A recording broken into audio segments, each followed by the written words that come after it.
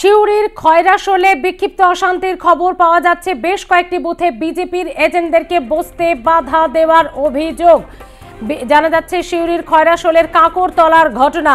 কয়েকটি বুথে বিজেপির এজেন্টরা বসতে পারছেন না, এমনই অভিযোগের সরগরম বুথ চত্বর।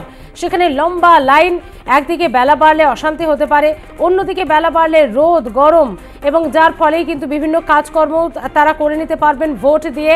এমন বেশ কিছু বিচার বিবেচনা থেকে সকাল সকাল ভোট কেন্দ্রে আসা, লম্বা লাইন রয়েছে ভোটারদের, কিন্তু অশান্তি তারই মধ্যে। খয়রাশোলের কাঁকরতলা থানার বড়রা গ্রামে অশান্তি।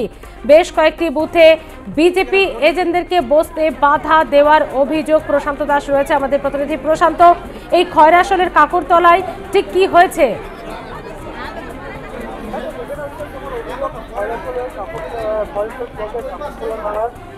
গ্রাম পঞ্চায়েতে এলাকার বেশ কয়েকটা বুথে কোথাও ভোটের এজেন্ট বসতে না দেওয়ার অভিযোগ তৃণমূলের বিরুদ্ধে, আবার কোথাও অভিযোগ বিজেপির বিরুদ্ধে, পাশাপাশি অভিযোগ উঠেছে প্রিজাইডিং অফিসারের বিরুদ্ধে।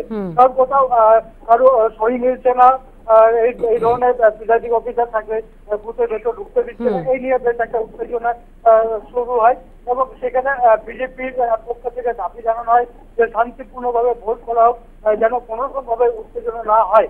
কিন্তু তৃণমূলের অভিযোগ তাদের এজেন্টকে কেন ঢুকতে দেওয়া হবে না, প্রিজাইডিং অফিসার সহি কেন ঠিক মতো দেখছেন না, এই নিয়ে একটা বেশ উত্তেজনা তৈরি হয়। সেখানে সেক্টর অফিসার যারা রয়েছে তারা খবর পেয়ে ঘটনাস্থলে যায় এবং পরিস্থিতি খতিয়ে দেখে, এবং এই মুহূর্তে এখন পর্যন্ত যেটা বেশ খবর পাচ্ছি, পরিস্থিতি কিছুটা হলেও নিয়ন্ত্রণে রয়েছে। প্রশান্ত, আপাতত ধন্যবাদ। তুমি নজর রাখো পরিস্থিতির দিকে। বীরভূমের খয়রাশোলে একটি গ্রামের বেশ কয়েকটি বুথ রয়েছে এবং সেই বুথে বিজেপি এজেন্টদেরকে বসতেই দেওয়া হচ্ছে না। কেন এবং কেন তারা বসতে পারবেন না, এই প্রশ্ন করাতেই দুপক্ষের মধ্যে বচসা।